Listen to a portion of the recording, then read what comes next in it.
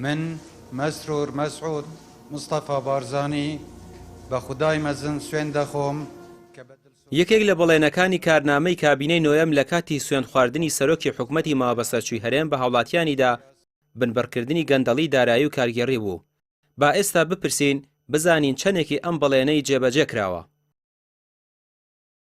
چاکسازی لەوەدا کرد کە حکوومەتی بە کۆمپانیا کرد، هەرچی دوو حیزبی دەسەڵاتە کۆمەڵک کۆمپانیایان دامەزراند لەسەر بژێ و ژیانی خەڵک کۆمپانیەکانی خۆیانیان دەوڵەمەند کرد، ئەوە چاکسازیەکەیان بوو. لە جیاتی بێن چاکسازی لە بواری ئابووری بکەن، بێن یاسای بودجە پرۆژە یاسای بودجە بنێرنە پەرلەمانی کوردستان، هەستان کۆمپانیای زەبەلاحیان دروست کرد.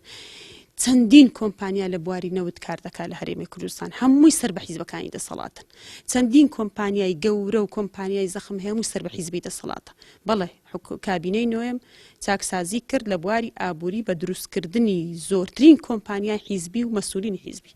بەپێی بە دۆداچوونەکان نەکەر گەندەڵی دارایی و کارگەڕی کەمی نەکردووە، بەڵکو زۆر زیاتر لە کابینەکانی پێشووتر دەبیندرێت بە تاڵانبەدنی نەوتی کوردستان دیارنەبوونی داهاتی مەرزەکان و داهاتی ناوخۆ دەوترێت زۆر زیادی کردووە.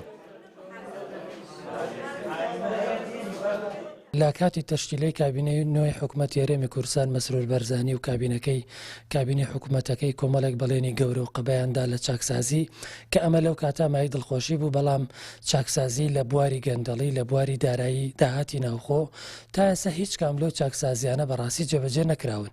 ئەگەر سەرنجیش بدەین ئێستا خراپترین کاتێک کە حکوومەتی هەرێم پێیدا تێدەپەڕێ. ئەمانە ئێستا دەچنە سەر شاشە و کەناڵەکان و لە کۆڕ و سیمینارەکانی خۆیان کۆمەڵێ بەڵێنی قەبە گەورە بە خەڵکیەدەن لە ماوەی 33 ساڵی ڕابردووە جگە لە درۆ و گەندەڵکردن و بە گەندەڵکردنی سیستەمی حکومڕانی لە هەرێمی کوردستان هیچ دەستکەوتێکیان نەبووە. سەر لە نوێ هاتوونەتەوە سەر شاشە و دەیانەوێت دەنجی خەڵک بە خۆیان چاواشە بکەن و دەنگ بە خۆیان ڕاکێشن، گەرنگە خەڵکی هەرێمی کوردستان متمانە بەمانە نەکات و دەنگ بدات بەو لایەنانەی کە شیاون بۆ ئەوەی حکومڕانی وڵاتە بکەن. و یەکێتی و پارتی زۆر بەڵێنی گەورەیاندا کارنامەی کابینەکان وەکو خۆی جێبەجێ ناکرێت، کەچی لە کاتی بانگەشەی هەڵبژاردن هەمان ئەو بەڵێنانە دەدەنەوە کە پێشتر لە کارنامەی حکوومەتەکەیاندا هەبووە و جێبەجێیان نەکردووە.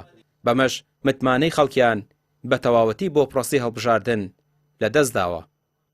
ڕامیا عوسمان، کەناڵی پێام، سلێمانی.